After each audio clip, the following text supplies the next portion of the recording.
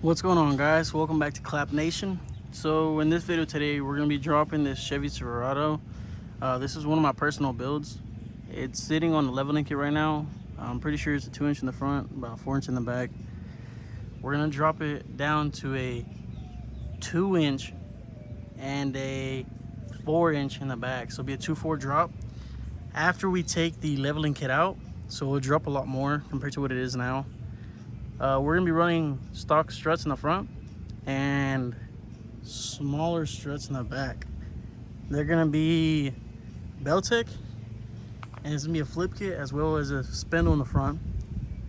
I also forgot to mention, so we're not gonna be doing a C-notch just yet. We're gonna ride it out and see what happens.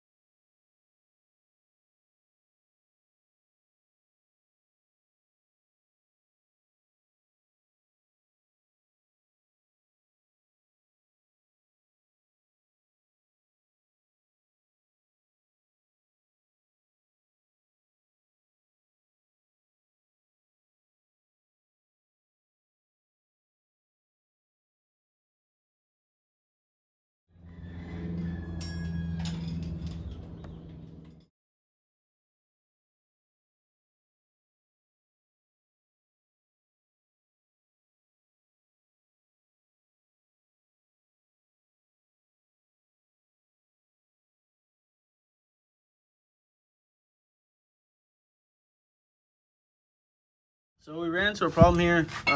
Have one of these bolts here.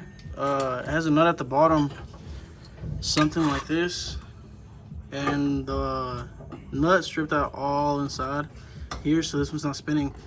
I'm going to get the sawzall and cut that one off and try to replace them both. Probably all 4 bolts, since that side and this side is the same thing.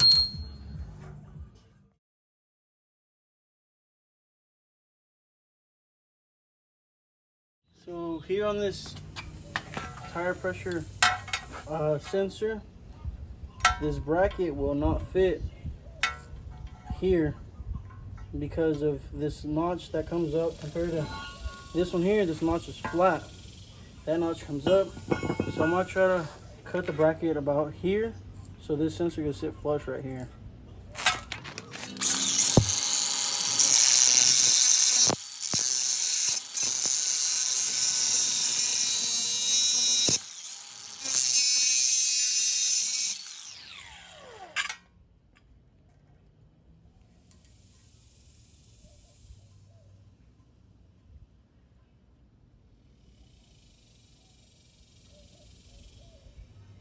There you go, something like that. I'll just go ahead and tighten that up and should be perfect there.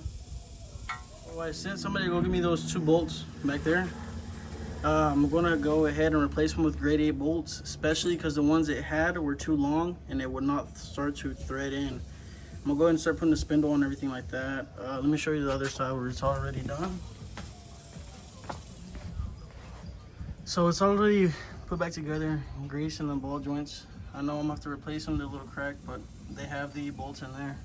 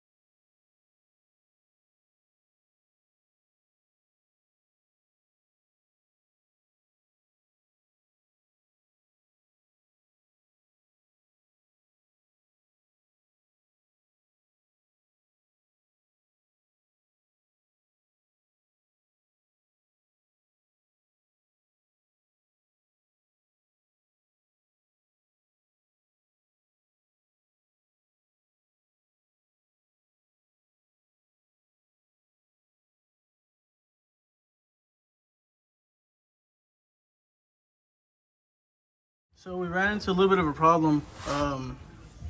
We don't want to end up having to drop the tank for that bolt on the leaf spring. So instead, what we're gonna do is unbolt the drive shaft, and this exhaust is in the way on both sides. So we're gonna go ahead and cut it back here. It's going to the exhaust shop tomorrow, and jack up the diff and twist it until it gets into these leaf springs, and they'll be, the back end of them will be dropped to the floor, and the front will stay connected to the truck. That way we don't have to bleed the lines or anything like that on the brakes. We'll go for it and we'll see what happens.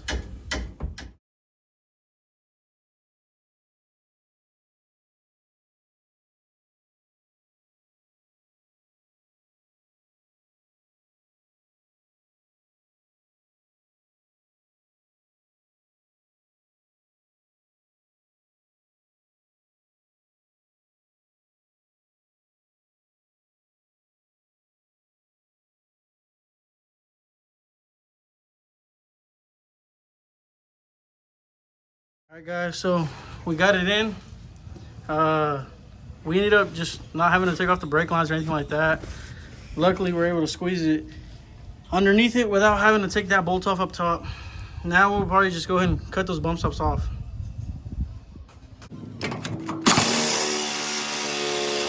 Okay, so now we got to the point where we're just gonna start putting everything back together. We had to take this plate off at the bottom. Not all trucks have it. Some will, some don't. You know, you just got to work with what you got. Basically, you want it to look like this at the end of the day. To go lower, you want to take this helper spring out, but we're going to go and leave it in there, see how it looks. If it's to my likings, then cool, we'll go ahead and leave it in there. If not, we'll take it out. Drop it. We're going to go ahead and go with the short lift shackles. I did want to go ahead and add this as well. So once the truck was finished, I had to end up doing a C-notch on it. I'll do a video on that separate. The truck would hit the frame whenever you're going about 60 and hitting a bump, or if you had more than, let's say, 3 people, the truck would end up bottoming out and hitting. So it's all in, the flip kit's in. You want your angle from your differential to be almost flat. You don't want it to be pointing down. If it's pointing down, that means you have this hole centered up wrong. There's a hole in there where it's supposed to be at the bottom, and if that is flipped the other way, this is going to be angled down, and then you're going to have problems with your drive shaft and it'll keep trying to break. But yeah, we'll go ahead and slap the rims on and the drive shaft on. We'll see how it looks. So at this point in the video, I had a couple guys go to Summit Racing in Arlington to pick up some Beltec shocks for lower trucks, since the ones I had were for an older model Chevy and not for this model Chevy. So we ended up putting it back on the floor. Did notice that the toe is out on both the passenger and driver's side wheel.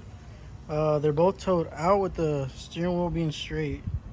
We're gonna have to go ahead and fix that there.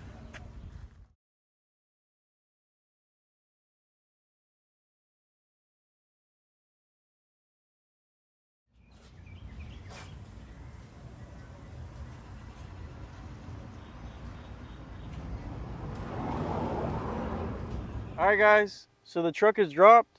The leveling kit is out. It's sitting kind of how I want it. I'm going back and forth if I should go ahead and drop the front a little bit more. I didn't want to fully level it out. I wanted to toot it towards the back just a tiny bit. So in between the job, the plans changed a little bit, just because the kit that I ordered came with a rear shackle bracket for the leaf springs, and I didn't want to have to take that off and put an aftermarket one. So I went ahead and just put a short shackle in the very back, so then that there would lift up the truck the most it could be lifted in that situation of having a flip kit. We'll go ahead and close it out. Y'all comment, like, subscribe, share, comment anything in the comment section if you know of a tip that can help somebody else out or myself, or something I could have done different on this one. But thank you guys for tuning in, and stay tuned for the next one.